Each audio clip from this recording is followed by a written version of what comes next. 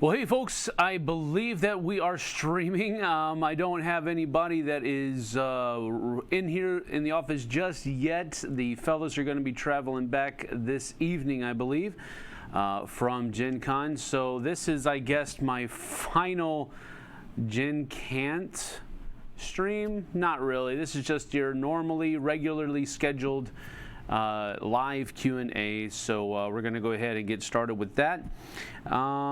Let's see here. Dice Odyssey, sad face. Yeah, I missed being there too. I was looking forward to seeing you, Cos, but you know, some things just have to happen, so that's just the way it is. But I appreciate the sentiment. In hindsight, do you regret that you didn't go to Gen Con, or do you like the experience, or did you like the experience? I hope that you will come to Essen this year so that I can meet you again in person. Well, Jesse, in hindsight, no, I do not regret not going to Gen Con. I very much enjoyed the time that I was able to spend with my family, so I don't regret it at all. Did I miss going? Yes. Of course, I miss meeting people. I miss spending time with people. I miss seeing the people in the industry that I've become friends with over the years. So, yeah, I did miss it, but no, there's no regret. But I did miss the experience, I guess you could say. Streaming all week and now a Q&A, you better ask for overtime. No, this is the norm, man. This is the norm. But thank you for that, Jose. I appreciate it. Last week was a blast. It really was. It was a little bit much for my kids, and I want to be very upfront about that. That it was not lost on me that they were very overwhelmed. But to their goodness, to their credit, they were soldiers. They soldiered through every single day, and they did so for the most part graciously, and I do very much appreciate that, and I love them very much for it. So I want to thank you guys for joining us and making it a fun time as well. But I'm looking at the games that we played last week. We played 1, 2, 3, 4, 5, 6, 7, 8, 9, 10, 11, 12, 13, 14. We played 14 different games, and some of those games we played multiple times. That's probably more games than I would have played at Gen Con. So there is that. So there's a lot of experiences there that, of course, lead me back to that answer that I just gave. Absolutely no regrets. We are live, and sounds good, good. Chad, hello. Not My Eyeball Games, hello. Happy Gen Cant, Gator Dave. It's been a pleasure hanging out with you on live stream. Good, I'm glad that's been a positive thing. How did the kids enjoy the games? Well, they enjoyed the games, but I mean, of course, except for the ones that they were very honest with you about during the live stream that they didn't like it. But for the most part, they enjoyed the experience, but it was a little bit much for them. They're not used to playing that many games, of course. Let's see. Do you at least get the first tips on next Gen Con? I don't know. We'll have to see. Let's see here. Love to see you live on a Recovery Monday post-con. Yeah, that's pretty much what it is. Had my family here. That's why I didn't go. So that's, you know, that's it's just the way it is. Family comes first. We will have to Blood Rage at Dice Tower East. Sounds good. My boys enjoyed hanging out and playing Pitch Car. Tell Aiden my boys said hi. All right, will do. Thanks. Any surprise announcements from Gen Con that you are most excited about? Well, Ankh. I'm very much excited about that. I did not know anything about that.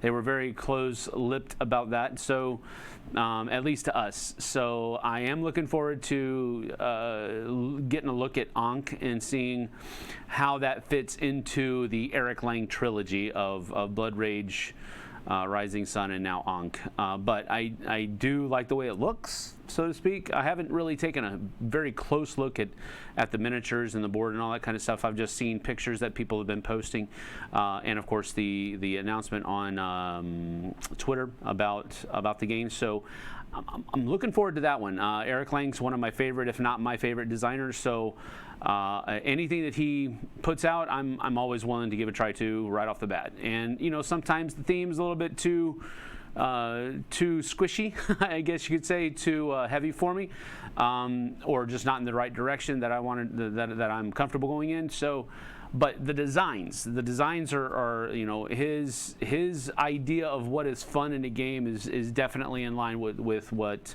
I find fun in a game. So whenever he has a name as a designer on something, I'm always willing to give it a try. So let's see here. Really like the footage with your kids. Yes. Thank you very much. I enjoyed it too. Are you Sam the Healer in upcoming Bang the Dice game expansion? Yeah, that they contacted me and asked if that would be something that I thought would be cool, and I said yes. Bang the Dice game's always been one of my favorite games, and so I was very excited to give them go ahead for that. I think it's a cool thing. Let's see here.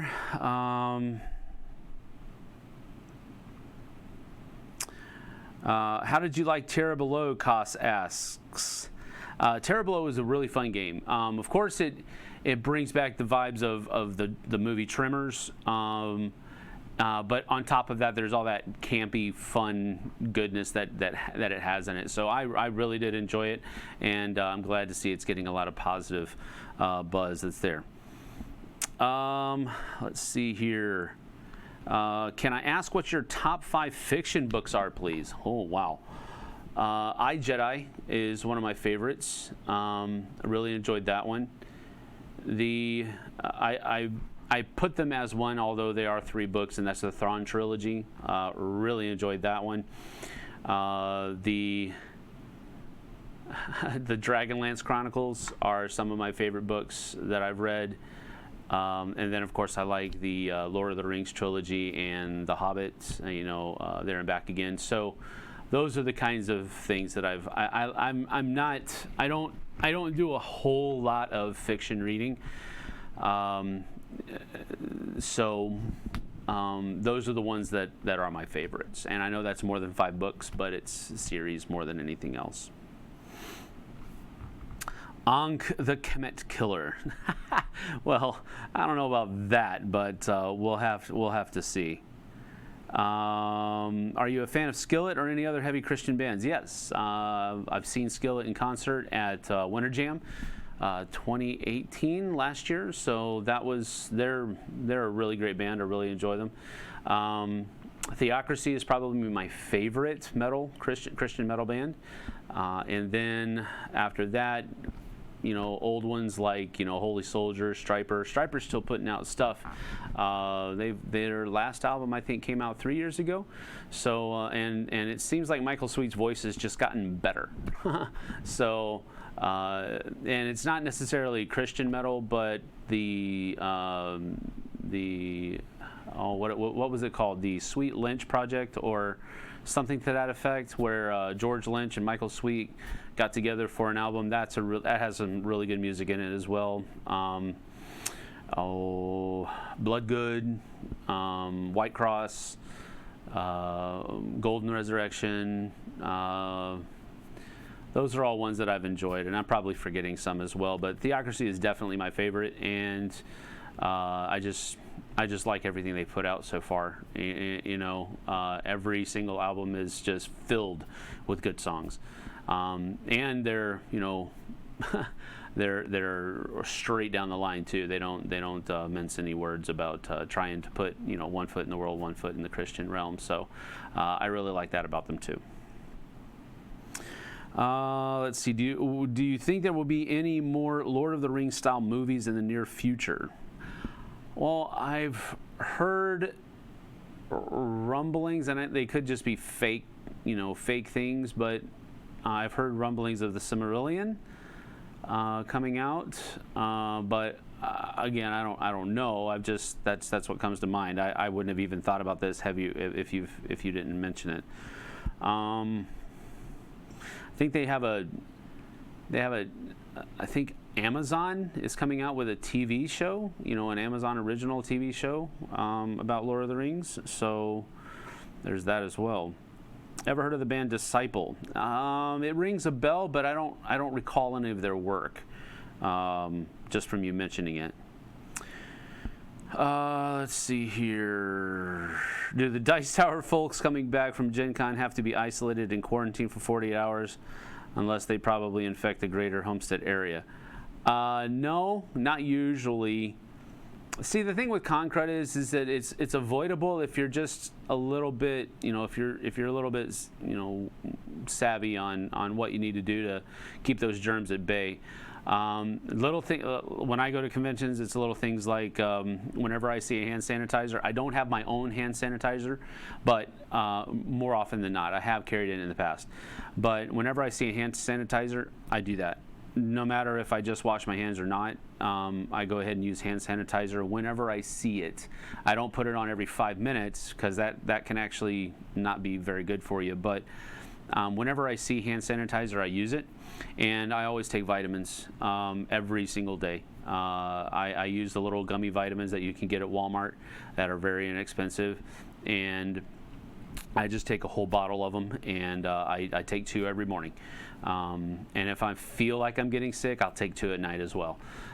So that's what I usually, and I usually have not had a problem with con crud of any kind. And I'm not one of those people that make you fist bump them. I shake hands. I'll give hugs if that's the case.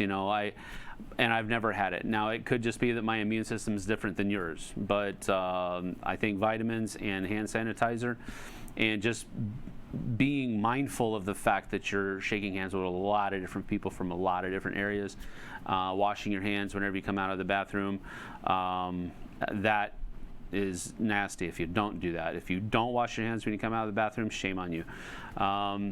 Washing your hands before you eat, again, this is all common sense type stuff that sometimes just gets overlooked.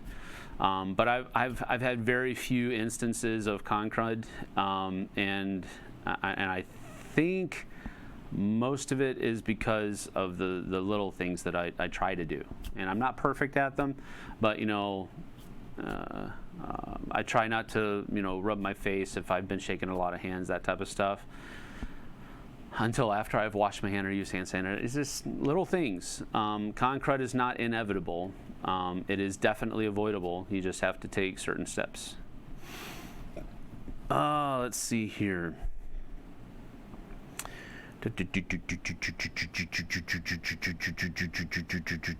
Would you recommend Jaws? I watched your playthrough and I thought I remembered some mixed feelings. Well, here's the thing.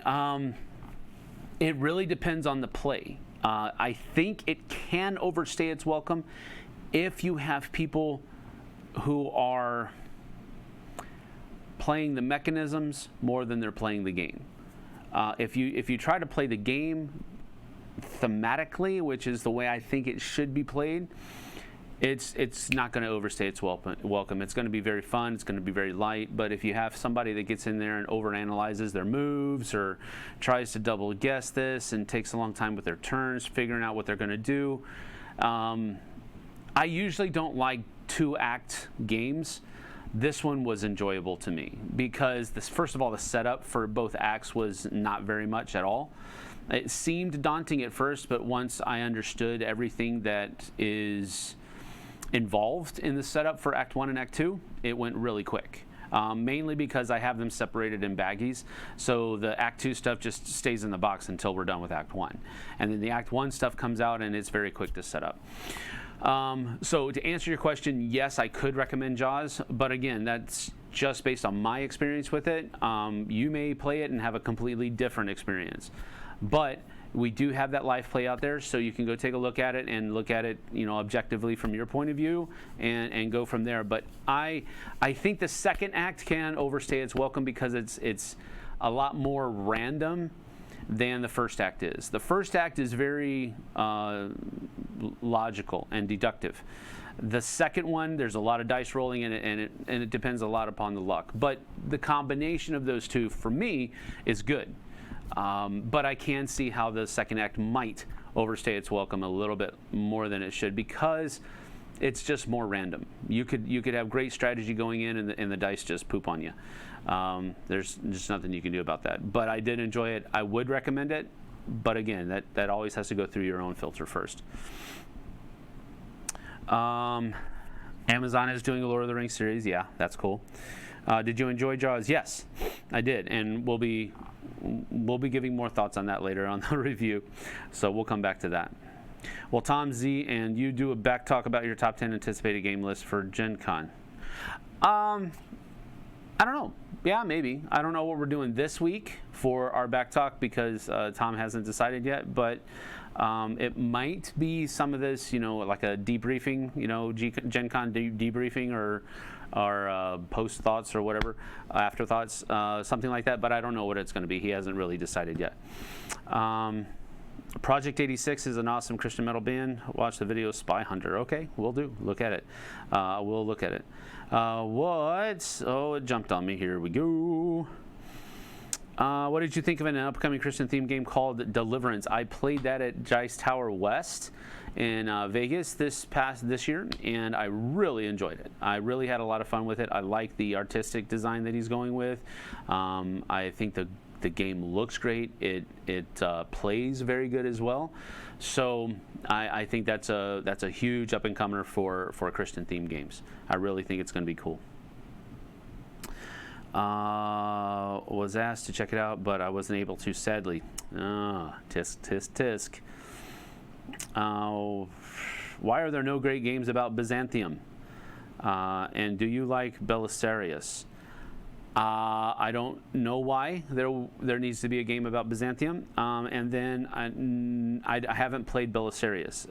So even if that's a game, I haven't even heard of it. So 2 bottles every morning? No, not 2 bottles of vitamins every morning. 2 gummies every morning. Garlic will always kill a cold. Yes, and it'll also kill your social life because your breath will stink horribly. So I'm going to stick with the vitamins. Thank you for the idea, though. Do you listen to any non-Christian metal, for lack of a better term? No, not usually. I mean, I'll nostalgically listen, watch, if I'm bored one night, I'll nostalgically go back and look at some, live videos of Metallica or somebody like that, but nah, for the most part, I usually just listen to Christian music. That's what I like. It's what I enjoy. But it's not the only thing I listen to. Like my daughter is very much into older style music. We were in Barnes & Noble the other day, and we bought a greatest hits, Johnny Cash greatest hits. So we've been listening to that in the car. It's the CD in the car. So there's that. But I mean, more often than not, I'm listening to Christian music just because that's what I like. But it's not the only thing. What's the best way for a group who hasn't played Twilight Imperium before, but are extremely interested to learn how to play? Okay, this is what I've said in the past. First of all, if you can, I know you may not be able to, but if you can, try to find someone who has played the game before, and hopefully more than just a few times, because they will know the game. And then schedule a time with them to play the game, but then the other people involved need to do their due diligence and watch some live play videos, watch some tutorials maybe, read through or at least skim through the rule book so you have an idea of how everything is going, so that the teacher, when you sit down to play, will be able to just give a light go over of the game and how everything goes, and then sit down and go through it and take your time. Now, with that having been said, I usually tell people to cap it off at 4 people for their first game, no more than 4, just so that the 4 of you can learn the game. And you're probably, with the first game, you're probably going to play the game in about twice as long as it usually takes. For example, I've played a 3-player game of Twilight Imperium 4 with 2 people who knew to play the game, myself and Vernon Piper, and we taught a 3rd gentleman how to play the game. and he was also a savvy gamer as well. So we took about 3.5 hours. So it's about an hour a player after everybody knows how to play. So a 4-player game, you can pretty much bank on about 4 to 5 hours if you already know how to play the game. If you're learning how to play the game, yes, it's not going to take 10 hours, or at least it shouldn't. If it does, something's wrong. And you're doing something wrong. I hate to say it that way, but that really is what's going on. You're taking too long on your turns. You're spending too much time doing something that you shouldn't be spending that time with. But I can see a 4-player game, especially your first game, going about 8 hours, maybe 6 to 8 hours. I'll even say that, because it's just going to take longer to figure everything out. But after that, it will taper off with every play. And it'll probably settle for a 4-player game right around the 4 to 4.5, maybe 5 hour window, 4 to 5 hours. It should. You could even go faster than that. Like when we play with Roy, Roy is like a taskmaster. He will crack the whip to make sure that the game is clipping along at a pretty even pace. So sometimes this is what you have to do. I mean, still have fun with it. I would even on your first game, play a few rounds, take a break, go get lunch, and then come back and finish up. That's going to add time to your session, yes, but it's also going to make the game a little bit more palatable on your first go around. And then you make your determination, maybe even after one more play, because that first game is going to feel like very drudgish, and you're going to feel like you have been not really doing work, but you've definitely not just been relaxing. But I have met people that have played a game of TI4 and they sat there for 10 hours and they got up and they're like, where did the time go? This did not feel like it was 10 hours because they were so engrossed in the game. So, that's the way it goes. Let's see here. It jumped on me again. All right, there we go. Diggy, diggy, hole. The more you know with Sam the Healer. That's funny. Got to get back to work. Enjoy the rest of your day. Thank you for joining us. Are you a Hawks fan? If you mean a Chicago Blackhawks fan, that is correct. Yes, I am. Very much so. Started back with the Chris Chelios and Jeremy Roenick and Ed Belfour. Those were my guys way back in the day. That's when I really started paying attention more to hockey, and I've been a Blackhawks fan ever since.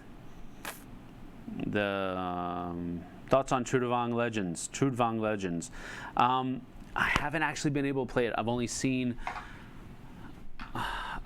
it being explained, and it looks very interesting, and it's one that I definitely want to get to the table. When we went to CommandCon, or rather Command Expo, I was very much trying to get a live play of it in. Not a live play, but a demo of it, and it just didn't come together. There just wasn't enough time, and our schedules, myself and Mr. Lang, did not match up the way I would have hoped it to. So, but it does look very, very interesting. Thoughts on Marvel Champions or Marvel Crisis Protocol? I've only seen pictures. I haven't really looked into it that much. My parents were in town from Thursday till Sunday, and so over the weekend it was a lot of just spending time with them, with the family. So I don't have a whole lot of thoughts on it, but again, that does look interesting as well. Have you or any others gotten a copy of Folded Wishes, and if so, your thoughts? I don't know. I haven't seen it in the studio. That doesn't mean that we don't have it, like it's sitting at Tom's house waiting to come over here, where it's been delivered. But I haven't seen a copy of it. I'll put it that way. Have you played Horrified? I have not. It looks interesting, and both Tom and Z have given it very good praise. So I want to try it, but I just haven't been able to yet. Any advice for first-time mini painters? What I usually tell people when they're first starting out is that instead of using some of your miniatures from one of your games that you spend a lot of money on, do some practice runs with some of those soldiers, the bag of soldiers that you can get at like Michael's or something like that costs like $2 or $3, and it gives you like 50 soldiers, plastic soldier models. Practice on those first, and try to get your techniques and maybe your feel for painting with those before you jump in to the deep end with your games that you've spent a good chunk of change on. That's what I usually say. Don't feel like you have to go out and buy all of the good stuff. Start with some really cheap basic acrylic paints from Michael's or Hobby Lobby or whatever hobby store you frequent, and just use those. I know Rob Oren, he still uses that type of stuff, and he's a veteran. He's a seasoned veteran painter. So don't think that you have to buy the Army painters or the Citadels they're good paints, don't get me wrong, but they are expensive, and you don't really want a hefty price tag just to see if you like something. So start a little bit on the cheaper side, and then if you like it, then you can go and get some of that better stuff that's going to last you a little bit and cover better and all that other kind of stuff. But just baby step it. Painting miniatures is a hobby that it can be expensive. It can be really expensive if you're not careful, and the expense is more like an investment because your paints do tend to last longer, especially if you use wet palettes and all that other kind of stuff. But baby step it. Take it easy. Unmatched, yay or nay? I haven't played Unmatched. I unboxed it, but I haven't get to play it yet. It's based on Star Wars Epic Duels, and I enjoyed that game for what it was. So I think I'm going to enjoy Unmatched. I just haven't tried it yet, so I'm looking forward to doing that as well. Flintstone chewables. No, I don't use Flintstone chewables, although I guess you can. I usually use the gummies, not the Flintstone gummies, but just it comes in a bottle that's about that big and about that big around, and it lasts me for quite some time. Did I get to play Reavers of Midgard? I have played Reavers of Midgard, and I do enjoy it. It is the heavy Euro game. Well, the heavy Euro game of the three. Champions of Midgard, Reavers of Midgard, and I can't remember what the third one's called. But it is a good game.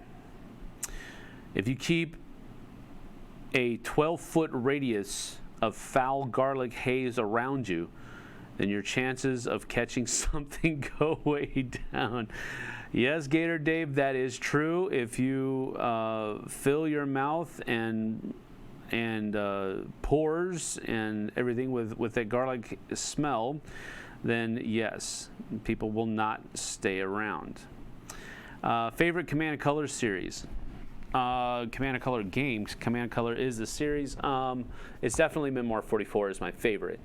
After that, I don't know. I play Memoir 44 that much more than all of the other ones. So I'm definitely not a Command & Colors Ancients fan. I do enjoy Battle Lore. Battle Cry was also a good one, the Civil War version. And then the World War I. Oh, I can't remember the name of it. From PSC games. I can't remember the name of it, but I've liked all of them, but Memoir is definitely my favorite. Memoir 44. As a former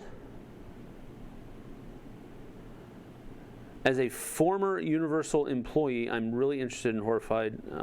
Might pick up Jaws too. Can't wait to see what they'll do with Back to the Future next year as well. Yeah, That looks cool.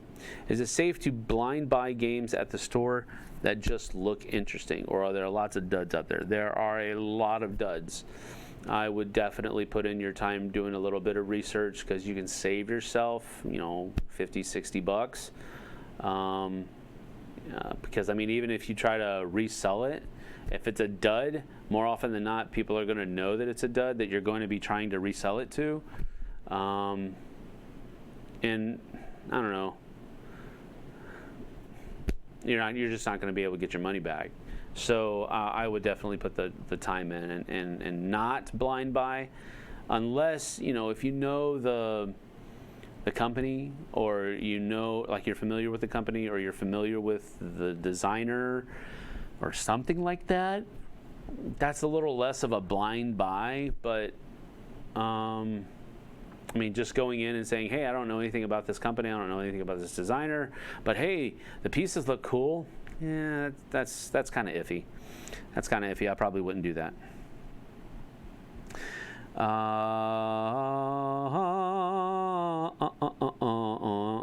Let's see. If I go to Dice Tower Con solo, will I have an easy time finding games to join? Yes. We always have, teachers wanted signs, players wanted signs. Those are prolifically used throughout the convention. And there's also a demo games, hot games area where people will be there ready to teach you a game. I've not heard anyone ever say that they had trouble finding a game to play at Dice Tower Con, or Dice Tower West for that matter. There's usually someone willing to play a game with whoever will sit down and play the game with them. But you do have to kind of get out there. They're not just going to come and bombard you with requests asking you to play a game. You've got to kind of put yourself out there, and that might be a little bit uncomfortable for some people, but that is kind of how you want to do it. But we do provide those teachers wanted and players wanted signs to kind of help you in that process, to get over that hurdle of uneasiness. So if you come solo, I think that you will be able to not have a problem at all finding games to play. Let's see. TI4 prepare to sweat. Should I plan on bringing blinged out TI4 on the cruise again?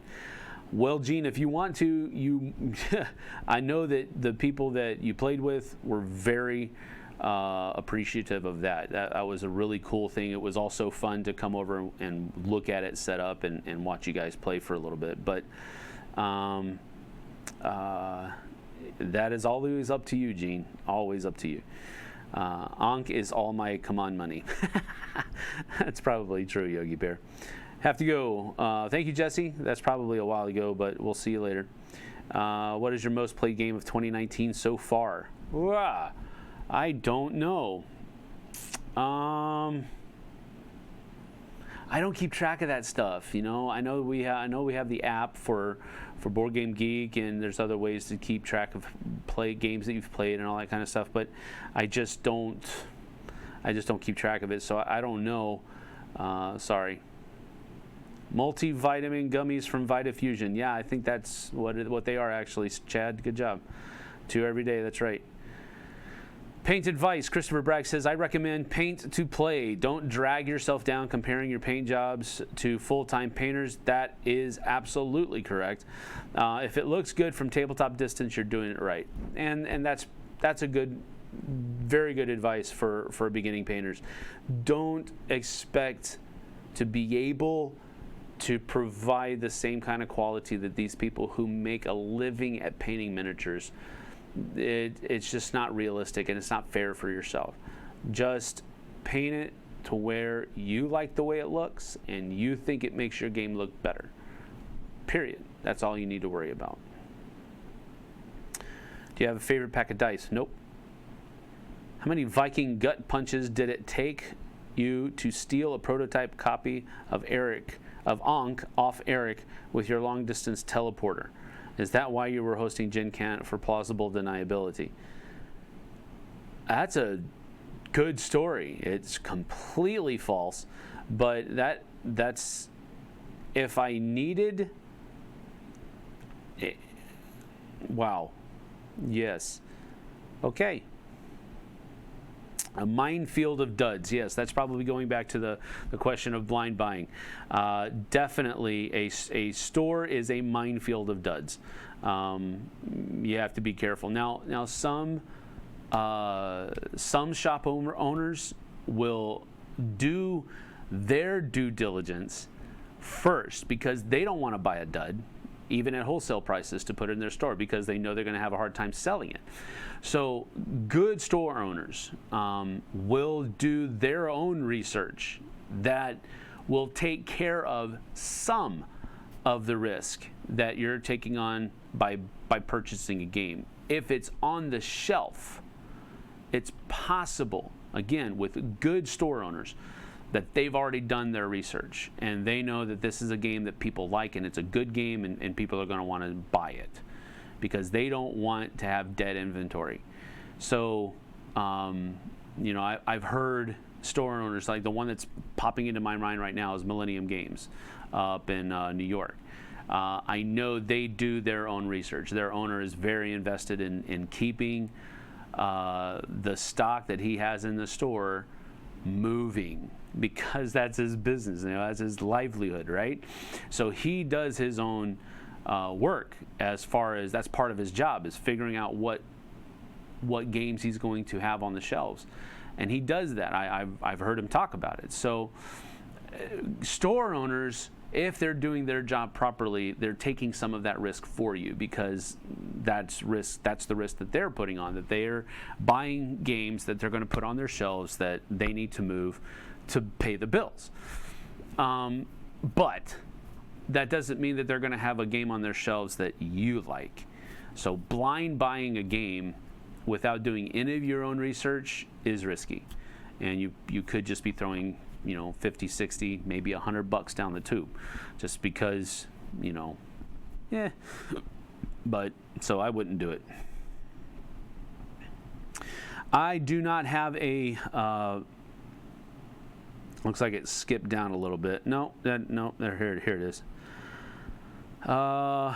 Let's see. As a big fan of minis, on a scale from 1 to 10, how interested are you in Funkoverse? I have not played the game, so I have to say that first off, right off the bat. I have not played the game, so I don't know. But it seems like a gimmick that, people are going to buy the game just for the bobbleheads or whatever they are, the Funko Pops or whatever they're called. That sounds like it sounds like something you'd buy out of an ice cream truck. A Funko Pop. 2 Funko Pops, please. Even a quick check on BGG while in the store is better than nothing. That is correct, Violent Frog. Very much so. Ask yourself, am I willing to light this $60 in cash on fire if the game is not good? That's a little bit over the top, but that is, you do have to ask yourself those kinds of questions. Am I going to miss this? Is this going to hurt later on this month? That type of thing. What's your favorite Memoir 44 base scenario? I don't have a favorite base scenario, although I do like using tanks. So any scenario that has a lot of tanks in it, on both sides, because I like how tank combat plays out when both sides have a lot of tanks. But I don't have a favorite one. But I do enjoy playing scenarios that have a lot of tanks in them. Have you tried the Inish expansion yet? No, I've not. I had a chance to at the Gathering this year, but again, times just didn't align right, so I wasn't able to try it then, but I am very much looking forward to it. Haven't been able to catch the streams yet, but do you have a favorite game you played of Gen Con? Well, I'm looking at them right now. Gee whiz. If I had to put the games in order, I enjoyed Little Town. That's not in order, though. I probably enjoyed Run, Fight, or Die the most. And then behind that, probably Little Town,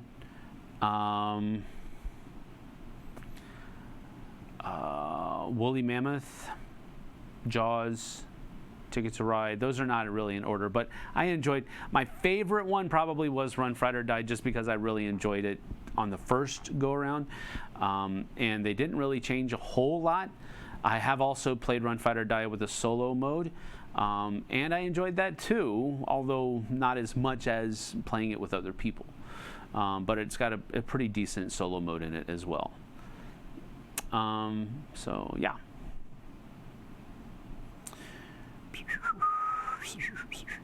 Let's see here. Fugazi Gamer says, do you like to play the same game a few times or change game after one play in one game session? Well, it depends on the game. If it's a lighter, faster game, like it's taking 20, 30 minutes to play, then yeah, I'll play it again, especially if it was enjoyable and the people at the table want to. I don't, of course, force people to play it more than once. But sometimes, yeah, I'll want to play it again. Like, I mean, Just One. That one, about 1.5 times, because usually about halfway through that second one we're like, yeah, okay, I'm done. But it's fun. It's a fun game. It's just that playing something like that more than once, maybe not. But a game like Coconuts, yeah. I mean, especially if my son's playing, because he just loves that game. So. Let's see. Are you looking forward to playing King's Dilemma or dreading getting into another campaign game? I don't know yet. It looks interesting, but again, we'll just have to see. Chad Stilson says, I found that most good game stores will have the really good games on the end caps or in the aisle tables, very visual, so people can quickly find the really popular games. That is true. How many times do you play a game before giving it a rating?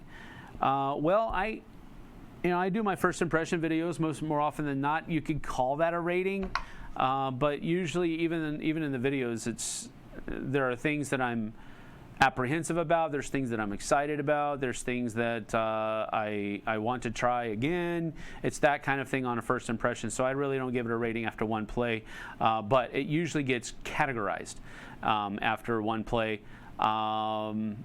A rating, it just depends on the game and how complex it is. A rating can come after the second play, easily.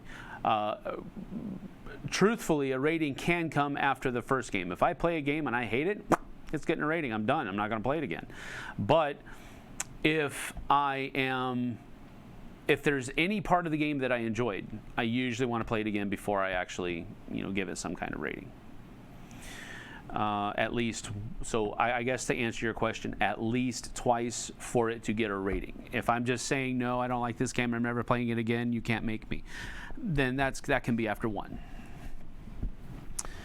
If you see a dusty copy of Vicious Fishes on the shelf of your FLGS, get out of there and run away as fast as you can.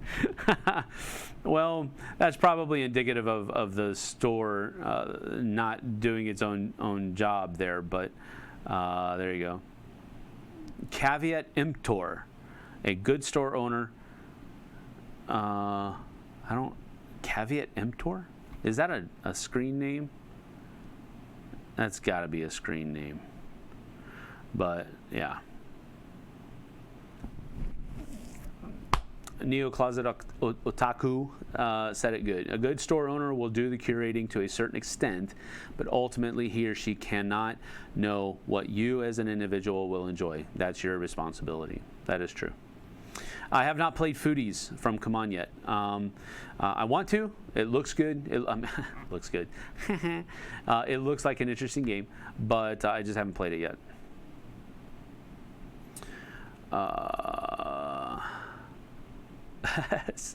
I secretly desire the Golden Girls Funko game, and yeah.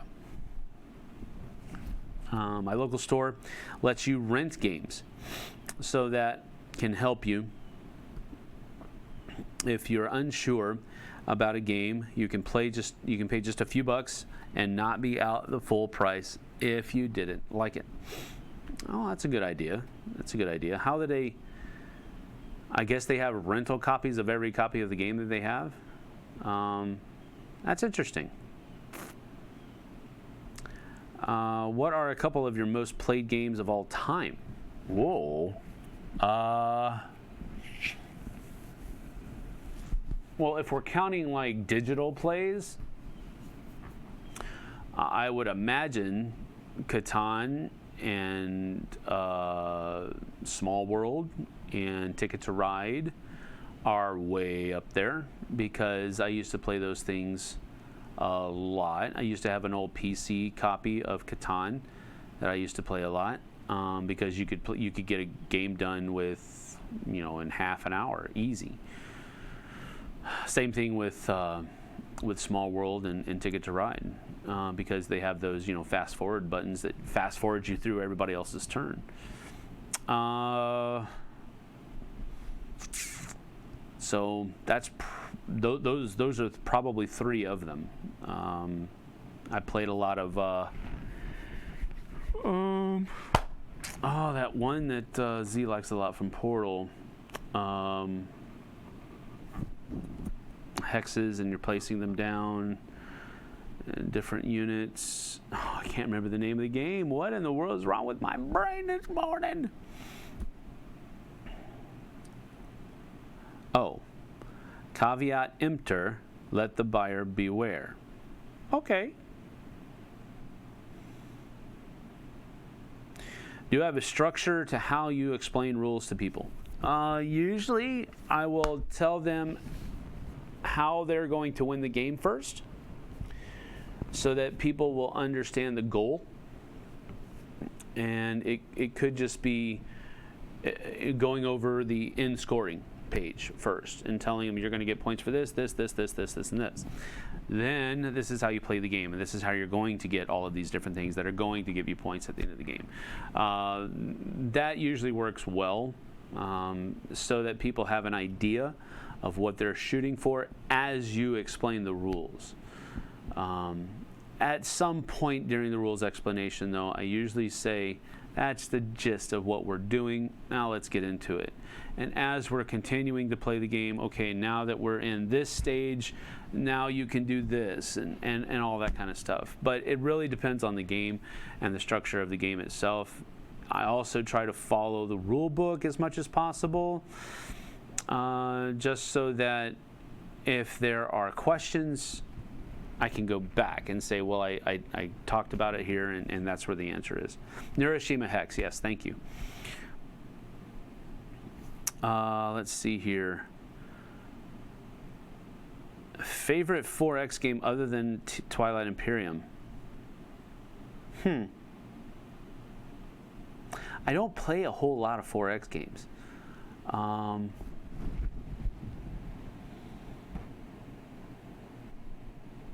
I enjoyed Proxima Centauri a lot. Exodus, Proxima Centauri, I really enjoy that one.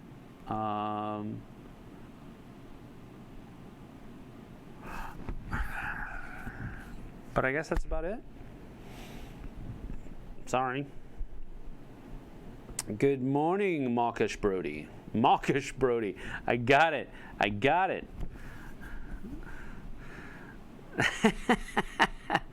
That is how Sean Connery said Marcus Brody's name in Indiana Jones. That's funny. That's a funny screen name. Good job. Let's see. A lot of board game stores will let you return a game if you don't like it. Well, of course, everybody will. Well, not everybody. Some people have, that whole thing. If the shrink wrap is broken, you can't return it. But Keith says our FLGS has an extensive demo library that just keeps growing. It's fun to just drop in and try something new. That's also cool. Let's see here. I'm just glad to seem to have spelled it correctly. Neuroshima Hex, yeah. Have you tried U-Boot? No, I have not. Tom tried to sit down and play it one day at a Saturday meetup, at Cool Stuff up in Hollywood, and he couldn't get through the rules. So he said he was going to try to talk to the people at Gen Con to get a demo of it. I don't know if he was able to do that, but it looked amazing on the table, that's for sure. But I want to try it soon. If the dice roll off the table, do you re-roll or take those values? No, dice have to be on the table for the roll to count. That's a standing rule.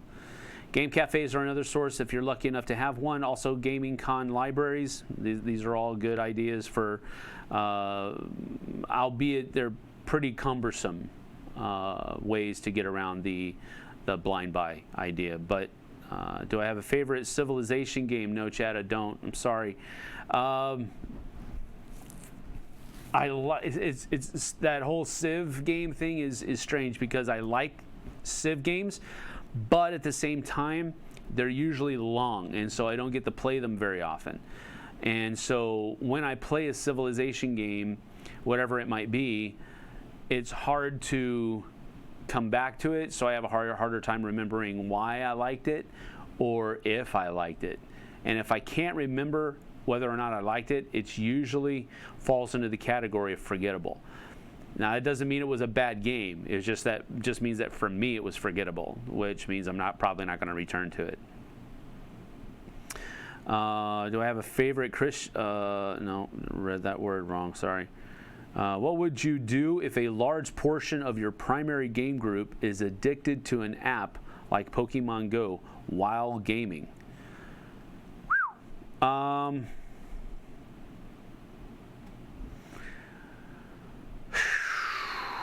That's a touchy subject, because to tell people they are addicted to something, that usually is a divisive phrase, and it's hard to get past that. What I would try to do is simply, if you're having people over to your place, simply tell them the rules. Make it more like guidelines than anything else. And just let them know, hey, we want to have you come over and play games. You've been to my house before. You've caught all the Pokemon that are here, so don't do that, or whatever it might be. You know, stuff like that. Make it a lighthearted thing. If you jump in and say, hey, you guys are addicted to an app, can you put it down? That puts them on the defensive right off the bat. So you have to be careful with that. I did talk about Trudvang Legends. I just haven't. I haven't played it yet. I've only seen it explained, and I'm excited to play it, but I've not been able to yet. That's all I said. Is Scythe a 4X game? I don't know. I don't think so, but I could be wrong.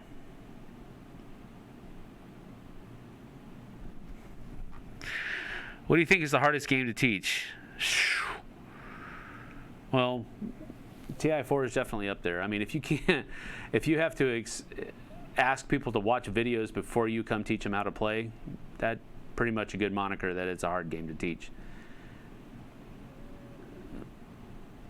Will you be Nugget's friend? Nugget knows no love. That's kind of creepy. But as long as you behave yourself, I'll be your friend, yeah.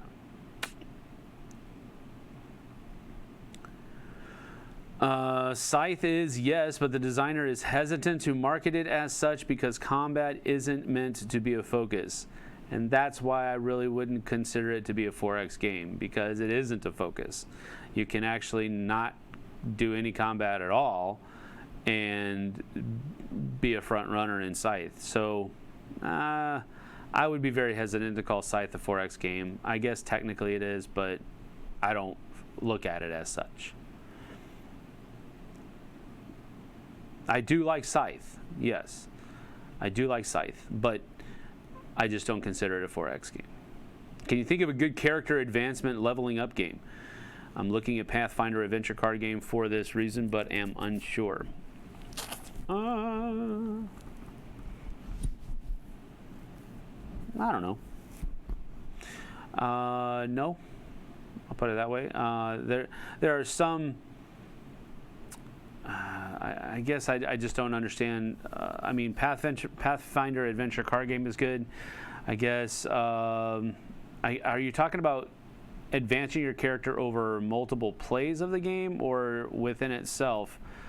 I've not played the adventure. Well, no, I'm sorry. I did play the Pathfinder adventure card game, but it was like 3 years ago, and I've not played it since. So it's one of those forgettables that I was talking about a few minutes ago. Not because it's a bad game, just because it didn't draw me in. I don't want.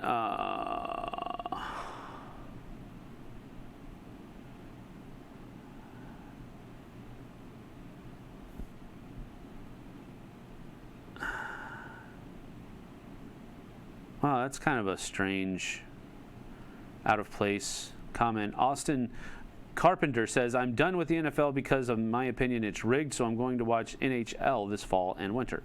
Okay, that's cool. I can see that. NFL is rigged.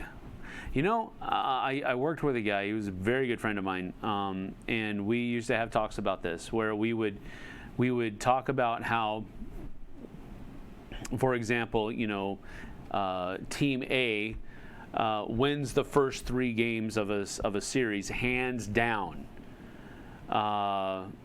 and now they're about to sweep, and the other team just rips a new one for the next 4 games and actually ends up winning the series. Or there's, you know, we've looked at things like that and we've thought, that seems unlikely, you know, where there's clearly a dominant team that just gets steamrolled late in the series.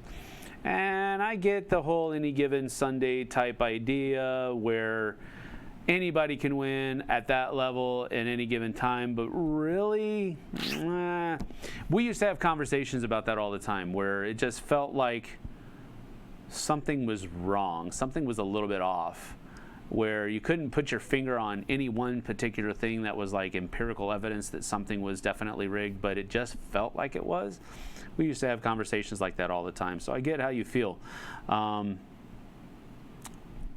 Have you ever gotten into the tournament scene for a particular game? No, I have not, Chad. I played. I know I played one tournament for Warhammer 40K. I may have done more than that, but I can't really remember for sure. Maybe 2, but that was enough for me to know that that's just not my scene. I don't like playing games just to win. I do enjoy winning, and I like to win when I play games, but if that's the only reason I'm playing, which in a tournament, that's what you're trying to do. You're trying to win the tournament, the prize, whatever it might be. Whatever prize it might be, that's the reason you're playing in a tournament. It's rarely about just having fun. And you can really tell the two apart when they're seated at the table and personified by players, because the people who are trying to win are very much about just playing the mechanisms. They don't care about the theme. They don't care about this. They don't care about, hey, I'm going to try this combo because it's cool. No, if it's an ineffective, although cool combo, they're not going to try it because they're trying to win. They're not trying to have fun. And that's just not my bag, okay?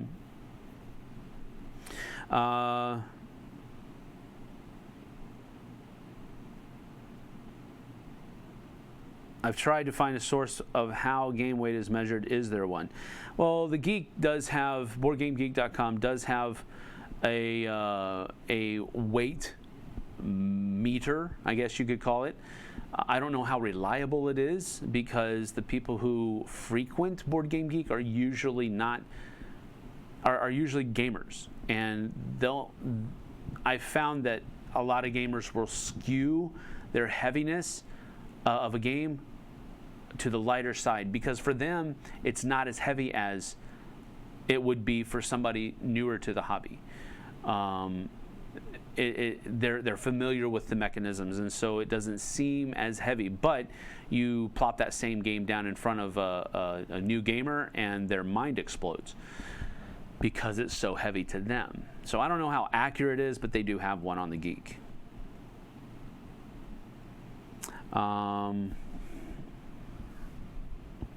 And now people are arguing about whether or not Scythe is a 4X game.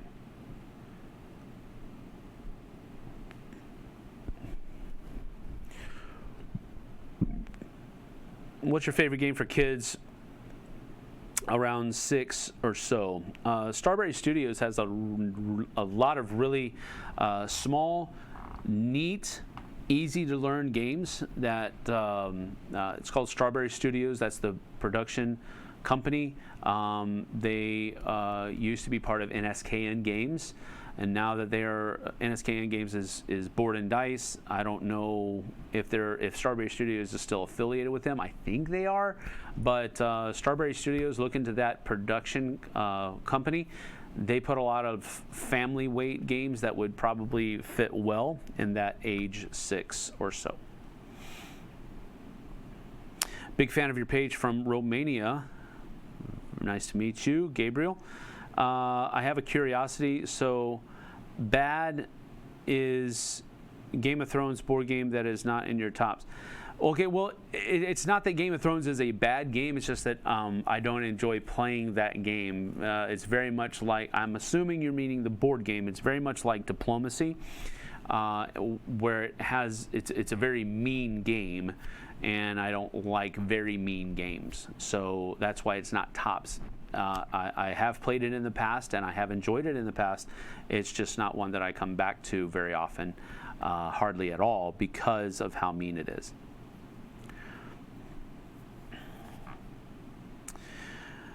Well, TI4 is, Cervantes says, TI4 is also no 4X since there's no exploration really.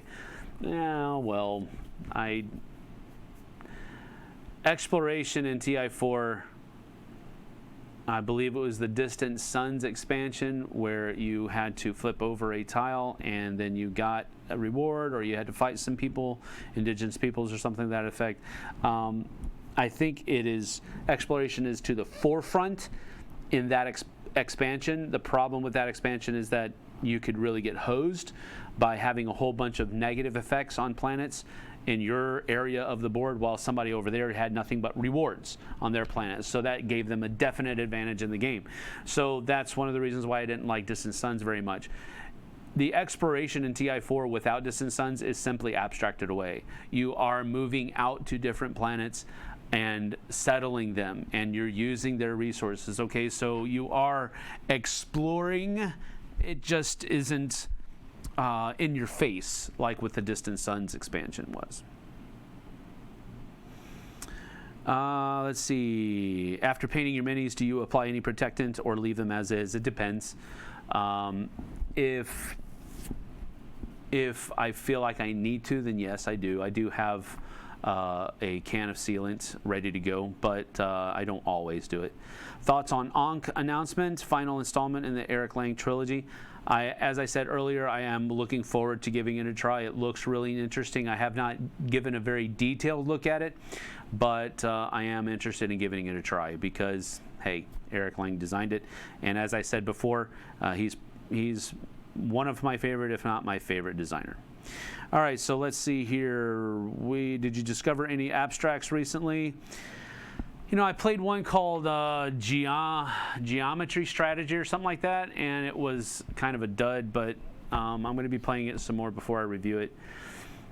But my first impression of the game is not good. Sounds like he's mixing MLB into the convo. Yes, very much so. I will agree to the fact that extending a series will result in a ton of extra earnings. Yes. Las Vegas got robbed by the refs versus San Jose. NHL actually came out and apologized for their horrendous officiating. Yep, that's the problem. Referees are human just like everybody else. Oh, Century Spicy Salsa. SEC football is the best. You're a troll.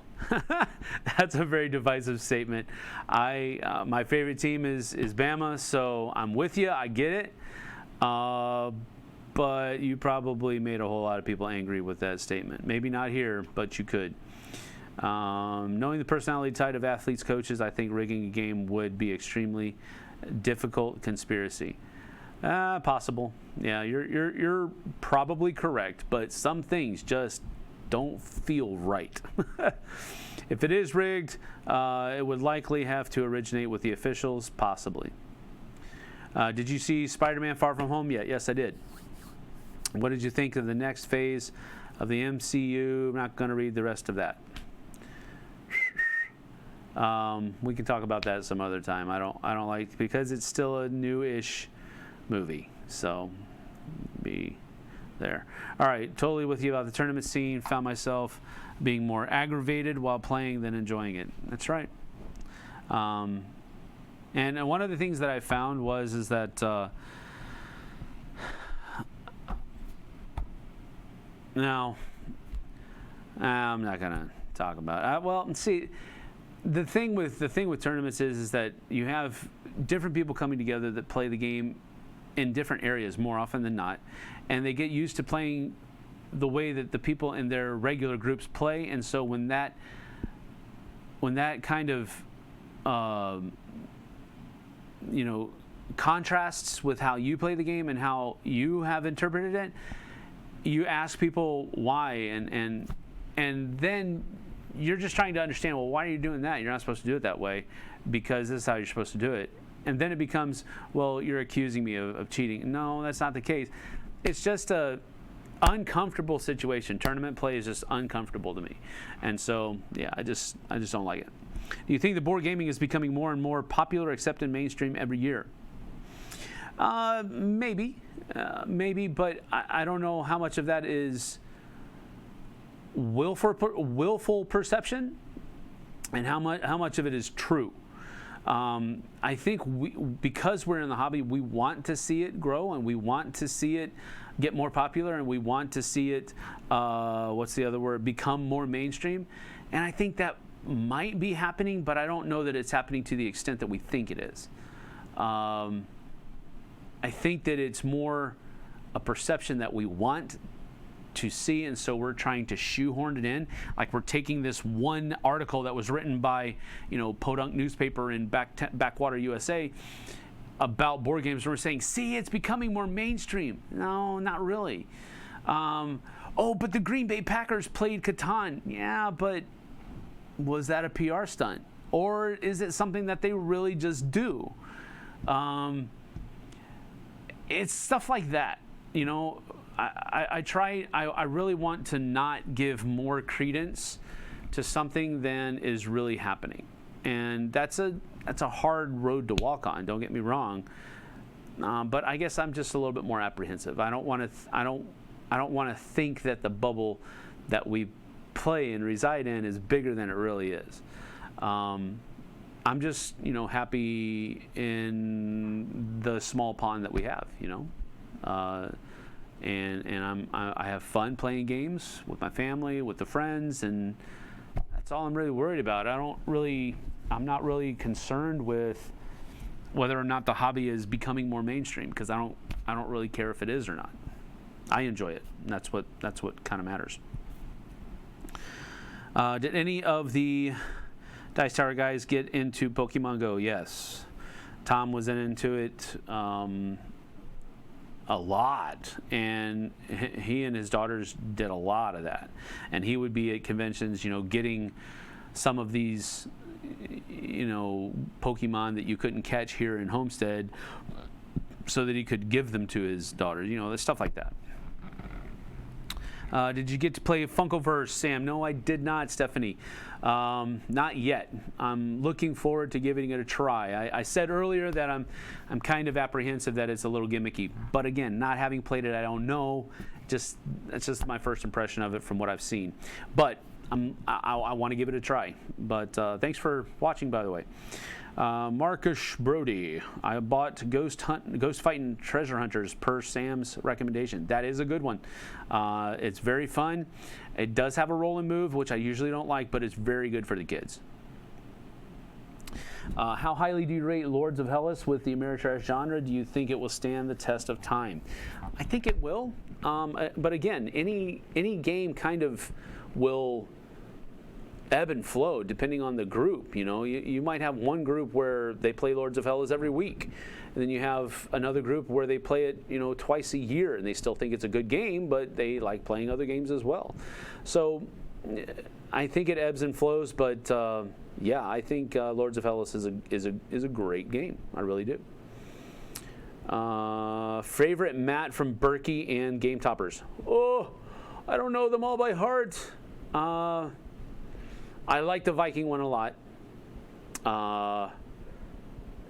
That's the only one I've really looked at. I'm sorry, but I mean, his mats are amazingly high quality. So I'm not saying that, but my Viking one is probably my favorite. I just like the color palettes used and the big blue area in the middle. I like that.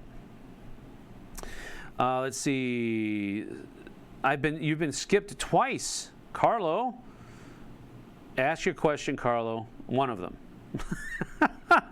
Sorry, I just can't hit everything. And we're almost out of time. So, ask again, Carlo, and I'll try to get to your question. Loved your Gen Can series. Thank you very much. Probably more than your two youngest at the end of the week. That is very true. But they were soldiers, man. They kept getting through it, and they did a very good job, and I'm very proud of them for doing that. Worked for a semi-pro hockey team. Rigging is real. Huh? It's done through reffing. It was explained to me as money and entertainment reasons. Huh. Okay, well, all right. Would you be more excited about Unmatched if you could fight Vikings versus Dwarves versus the Blackhawks versus Bama? No. No, that's a that's a strange conflagration there. That I don't know that. I mean, Vikings versus Dwarves. Okay, yeah, that seems. But then you threw in a hockey team and then a college football team, and that's where it got a little strange. Maybe Vikings versus Dwarves versus Mike Ditka. The Bears. But yeah, all tickets saved for entertainment purposes only to escape legal repercussion. Interesting. Well, I am definitely not disagreeing with you because I can't contest what you have been told. But that seems strange. In soccer, there has been a lot of cases of rigging in the professional leagues. Okay. Is there anything you miss about teaching? Yes. Working with the kids. I'm a youth pastor, and that's what I really enjoy doing. I've always enjoyed doing that, even though it's stressful and challenging at times. But that's the one thing I miss about teaching is working with the kids. All the paperwork and the grading and the lesson plans, that's just a hot mess as far as I'm concerned. But I really enjoyed working with the kids, spending time with them, and helping them through this or that and that type of thing. All right, Carlo, there we are. Cerconi?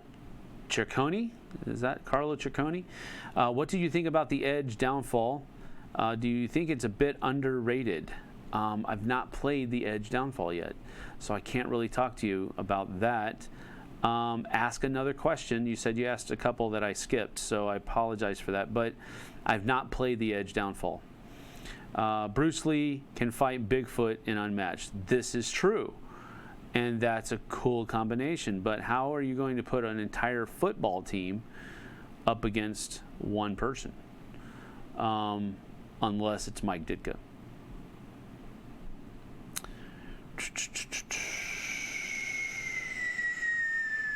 Speaking of working with kids, love the Gen Can streams. Thank you, Dutch Yoda. I was very, very happy with them as well, and was very proud of my kids for getting through it the way they did. Thought you were still working with a bunch of kids. Well, that's one way to look at it. I meant over in Europe. Oh, okay, yeah. If anyone wondered, I have no idea about the North American soccer scene. I don't know either. What is your favorite warband in Warhammer Underworlds? Warhammer Underworld favorite warband is probably... Oh...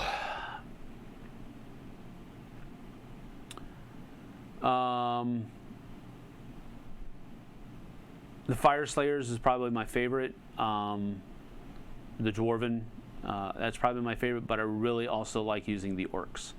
The Orcs are really, and I don't remember their names, you know, the warband name, but the Orcs and the Dwarves are probably my two favorite ones. So there you go. What is the origin of "See you on the flip side"? Well, if I remember correctly, the phrase "see you on the flip side" came from vinyl records that would have two sides to them, and that would be the last thing that side A would say on some of them, would "see you on the flip side," which would be side B. So I think that's where it originally came from. It just became a phrase that I would say, and it just kind of stuck. So that's about it. All right. You're welcome, Carlo. All right. Well, we're going to go ahead and get on out of here. I got about 4 minutes left before I want to go ahead and cap this off. So in those 4 minutes, let's go ahead and do a lightning round where you ask me this or this, and I have to give you an answer for one of the two. We usually do this at the end of our Q&As, so we'll go ahead and do that now. I'm going to ask a couple of more questions just before. Let's see. Not to be argumentative, but you can play as Engine versus Raptors. Engine is not just one person. True, but it's represented by one person. What are your thoughts on the high-tech Come On app assisted hardware they are developing? Have you had a chance to try it in person? I have. We've actually been sitting on that since Essen last year. They brought me and Tom in to give a very prototype-y version of Taburu is what it's called, I think. Yeah, Taburu. And we were blown away. It's an amazingly fun-looking system. I don't know how expensive it's going to be. That's what I'm really waiting to see how that fleshes out. But it looks amazing, and I think it would be an incredibly thematic experience. Think of taking Mansions of Madness and their app and how it takes care of all of these things, and it has the music and it has the sounds, and just turning that up to 11. You know, that's pretty much what Taburu is, and it was really a cool experience when they brought us in to show us at Essen, and they it felt a little, you better not say anything about this or else, you know, that's kind of thing. They made us sign NDA policies and all this other kind of stuff. So I think it's a great step. I don't know how good it's going to do. I don't know if it's going to catch on very well, but I think it's a great thing. All right, so here we go. Bruce Lee or Bigfoot? I'm going to go with Bruce Lee on that one. He's just too quick. Sweet or salty? I usually like savory. That's the word that I'll attribute to the word salty there. Beer or wine? That's easy. Neither of them. I don't drink alcohol. Monopoly or Life? Again, neither. Let's see. Rule books or YouTube videos? Yeah. Hopefully just rule books, but sometimes both, because you just have to. Rising Sun or Tsukiyumi? Tsukiyumi. I just like that system better. Hobbs or Shaw? I've not seen that yet, but I don't know yet. Darth Maul or General Grievous? Two bad guys. I probably liked Maul better as a bad guy. Dwarves or Vikings? I don't know. The Bears or the Bulls? I'm going to say Ditka.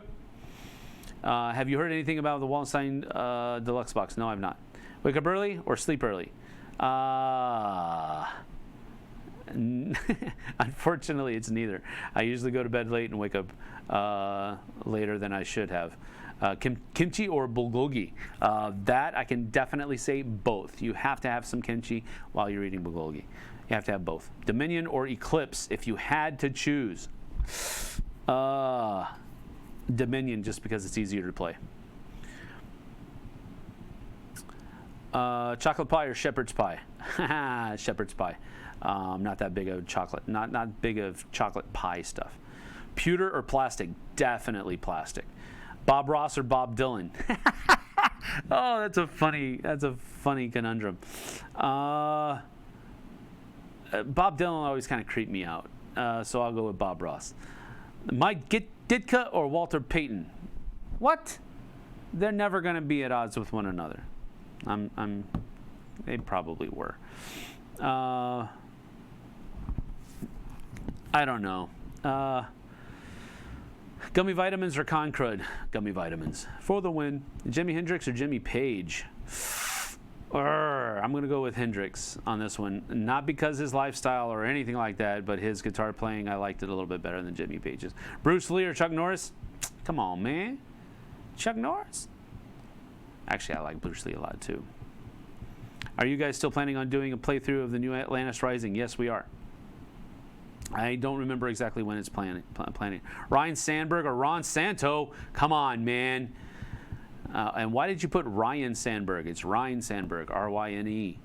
I really like Sandberg a lot. And I think Santo was just before my time. Maybe they were on the same team. Is he the third baseman? I can't remember. But I really like Ryan Sandberg. Back scratch or scalp massage? Both, please, and yes, thank you.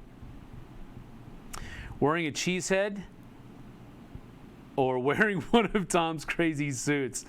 Well, I'm not wearing a cheese head, so I guess I'll have to choose Tom's crazy suits, but I won't fit into it, so I don't have to worry about wearing it. Tostitos or Doritos? That depends. Do we have something to dip the Tostitos in? If so, Tostitos. Al dente or soft noodles? You know, I've tried al dente, and it's not bad. It's not bad. And they're not really hard, so I like them both. Last couple of times I've cooked spaghetti for my family that I did the al dente version. So, yeah, I like it. Sandals or sneakers? Sneakers, definitely. My kids will tell me I'm always telling them put shoes and socks on.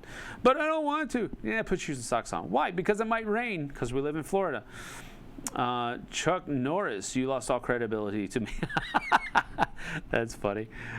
Infield or outfield? I was usually an infielder. When I played ball, I was a catcher or first baseman. So we'll go with infield. Megatron or Cobra Commander? I think Cobra Commander was a better villain, but Megatron looked cooler. All right, well, that's it. We're going to go ahead and get on out of here. Thank you guys for joining me so much. I certainly appreciate it. 169 were watching. Thank you so much. I appreciate it so much. And, well, you guys just have a good day. Thanks for spending the first part of your day, or maybe it's the last part of your day with me. I appreciate it. And we'll see you guys and gals on the flip side. Take care.